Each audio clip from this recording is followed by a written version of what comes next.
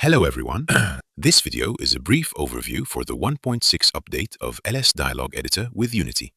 We will quickly explore a basic I18N workflow in this short video, and more technical content will be offered in the near future. Our objective here is simply to determine if LSDE is a suitable solution for your needs on Unity when you want to manage your translations and localizations. Upon opening the LSDE software, we have three choices. We will start by creating a new project by choosing the technology preset we want to work with. In this video, we will select Unity. As we don't want to start with a game paradigm-specific preset, we select the empty option for the second tab. And for Unity, two types of I18N pipelines are available for export. For this demonstration, we are choosing XLIFF 2.0. We will cover CSVS in a later video. The project is launched. We will close the blueprint dialog windows. This topic will be covered in another video. For now, we'll stick to the bare minimum to quickly experiment with the workflow using Unity and LS Dialog Editor. Now, let's head to Unity for the practical part. We're going to create a brand new project there. For this video, let's name it LSDE-TUTO. Don't panic about the project type. Whether it's 2D or 3D has no impact. I18 localization management in Unity is completely decoupled from the rendering engine and its architecture. For simplicity and fluidity in this demo, we'll opt for a 2D project, but rest assured, the steps will be exactly the same if you're working on a 3D project. The goal? To set up a very simple localization base without frills for this first approach.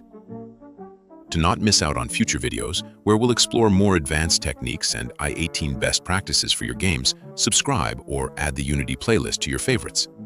Unity has its own conventions, which can sometimes be surprising. The concept of natural language, for example, which gave me a hard time when I started out.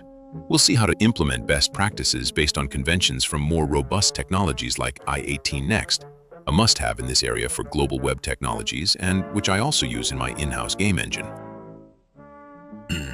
To be able to translate your project and integrate an I18N workflow in Unity, we will need to install a dedicated package.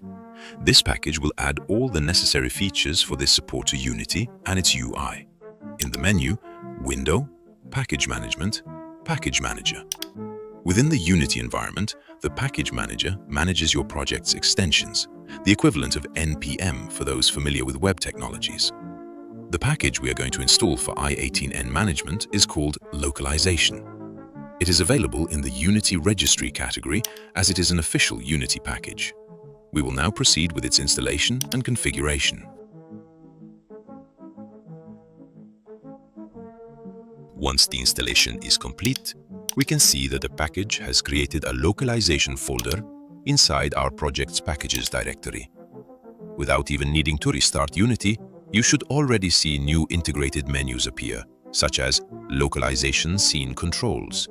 Despite its somewhat ambiguous name, this is simply a profile manager for switching between languages in real time. Localization Tables. This is where we will manage all our texts and translations. The first step is to create a configuration profile. To do this, go to Edit > Project Settings. You will find a new tab named Localization there. Let's proceed with creating the profile. Personally, I particularly enjoy working directly in the inspector. You can select the new profile file at its location to familiarize yourself with its content and view it directly.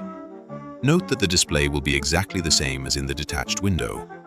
We will now configure the languages we wish to work with. To start, let's select the ISO code for English without regional variant, then the ISO code for French, and finally, for Italian. This will be more than sufficient for our example. Let's add these locales and define a destination folder. We won't dwell on structural organization in this demo. You are free to organize as you see fit. But creating a folder named Locales will greatly help us find our way among our Unity assets.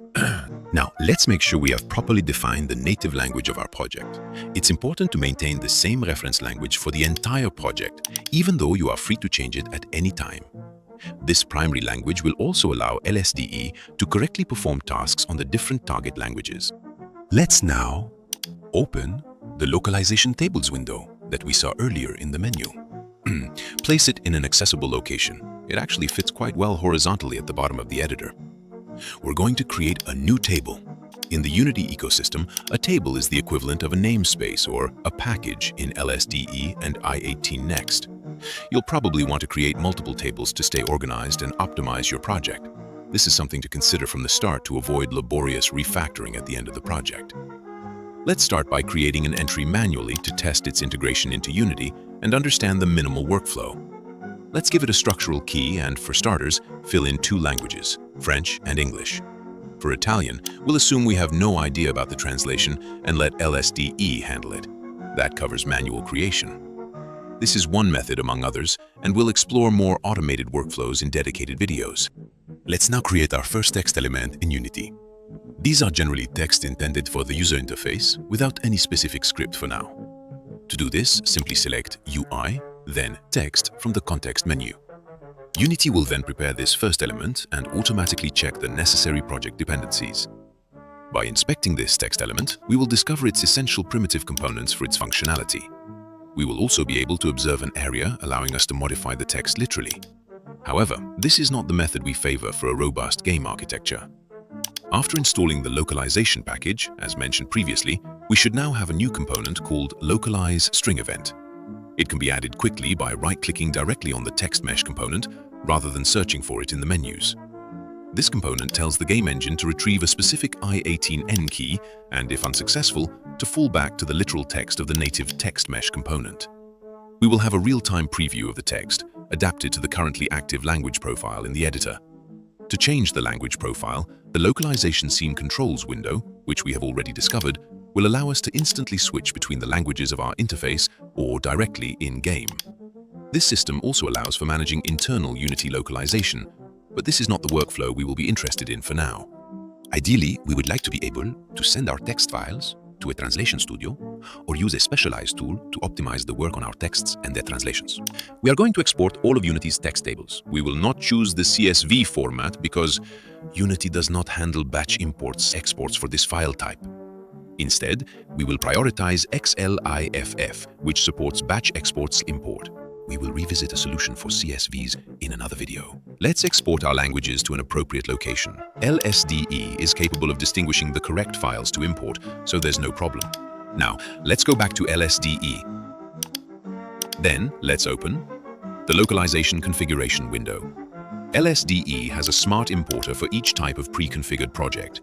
You will only need to specify the folder where your localization files are located, and LSDE will import and monitor them for any modifications. We can observe the root folder, which carries the namespace we assigned in Unity, New Table, as well as the I-18N key in the form of a structure, broken down by the dots contained in its name.